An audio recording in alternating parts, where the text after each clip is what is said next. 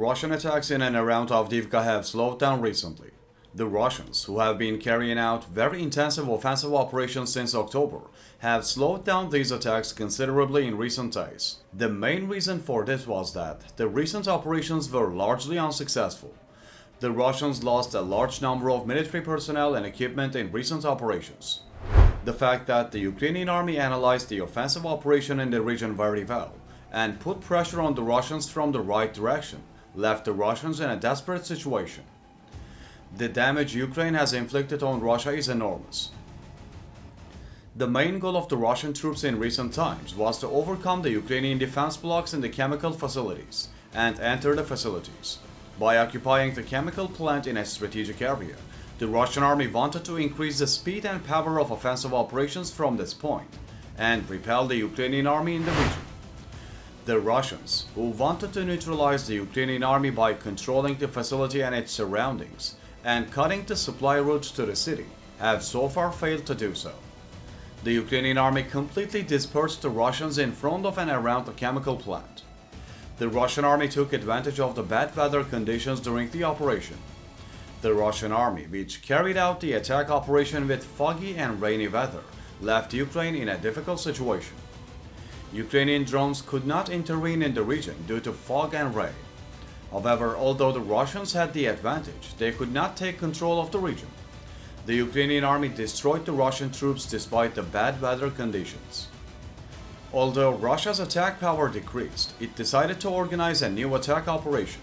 Colonel Alexander Stupin, spokesman for the Ukrainian Taurisk Forces Group, reported that the Russian Storm and Storm Z assault elements suffered significant losses, with only 10 to 15% of the personnel of some detachments surviving.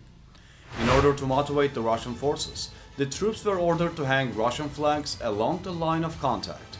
Russian soldiers would have to risk their lives to place the flag as close as possible to Ukrainian positions. The Ukrainian forces were well aware of the situation of the Russian positions in the area, and that the Russian strength in the area was considerably weakened. Russia started to deploy troops to the region in order not to add to the failed operations in the region. Since the Ukrainian army observed the positions well, it determined that the Russians started to increase the number of troops in the region. The Ukrainian army did not allow the Russian troops to concentrate more here and neutralize the Russian troops. The Ukrainian army continued to defend Tarakon and its surroundings in the southwestern part of Krasnohorivka.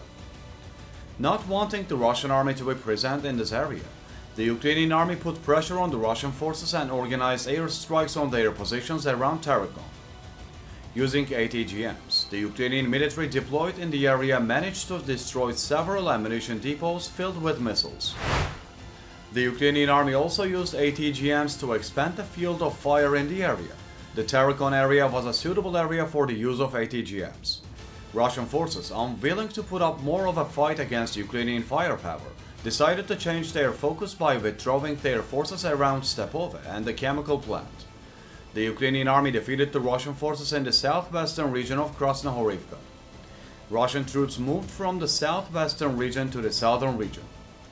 The Russian troops organizing offensive operations on the outskirts of the southern region were not successful in the region. The Ukrainian army knew that, with the failure of these attacks in the southwestern region, it tried its luck by shifting its troops to the southern region, but the Russians would not succeed. Valery Zelenskyy also made a statement about these attacks. Zelenskyy said that he was closely involved in Avdiivka and checked many aspects of the defense, and the Russian siege operations would never succeed. Ukraine's defensive and counteroffensive operations in and around Avdiivka have inflicted heavy losses on the Russians. The Ukrainian command sent Bradley and Leopard 2 modern armored vehicles to the region to further strengthen the Ukrainian defense in the Avdiivka region. The Ukrainian army repels Russian attacks with modern armored vehicles on the Stepove line and the southern outskirts of Krasnohorivka. German Leopard 2 tanks deployed in the village of Stepove and on the move around the region are the Russians' fearful dreams. Ukrainian soldiers in the region said that the mobility of the Leopard tanks is very good and that they have greatly increased the defense power in the region. US-made Bradley infantry fighting vehicles are also in the region to protect the Avdiivka. As the Russian army approached the coke factory, A Bradley IFV of the 47th Brigade helped repel the attack and passed over one of the Russian soldiers. The armored vehicles in the area considerably increased the defense power of the Ukrainian army. The Ukrainian command, which sent more mobile and responsive combat vehicles to the region instead of very heavy, slow and powerful combat vehicles, determined the fate of the conflicts in the region. Ukrainian forces are steadfastly defending against Russian troops in every part of the front line. Ukrainian troops are applying an active defense strategy and inflicting heavy losses on the Russian forces. According to Deputy Defense Minister Alexander Pavlyuk, between 13th and 19th of November, Ukrainian forces destroyed more than 7,000 Russian troops, dozens of tanks and one aircraft.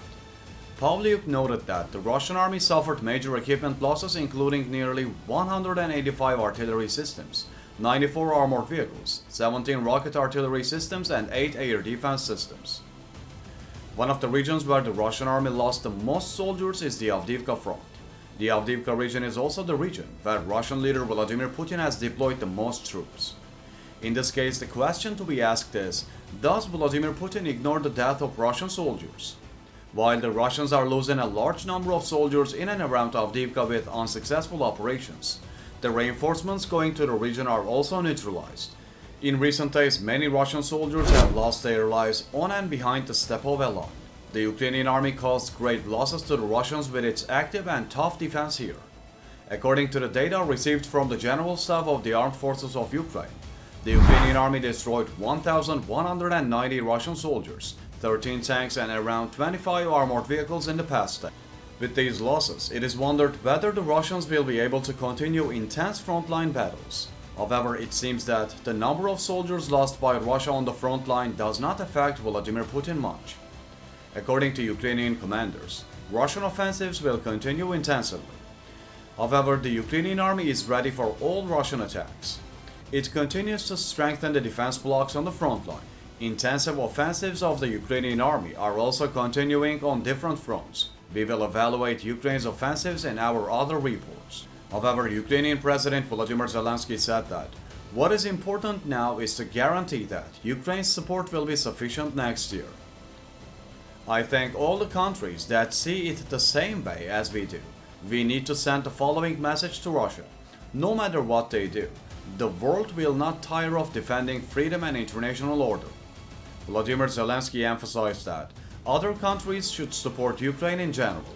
Zelenskyy emphasized that the support for Ukraine has recently decreased due to the war in the Middle East region, and that this situation should not happen. Emphasizing that Russia's occupation of Ukrainian territory will affect Europe and the rest of the world very badly, Zelenskyy stated that the countries that support Ukraine with their statements at different times should continue to support Ukraine more intensively. What are your thoughts on the developments in the Avdiivka region? As the Russians continue to change targets, the defense line of the Ukrainian army continues its strong defense and counterattack operations in the areas targeted by Russia.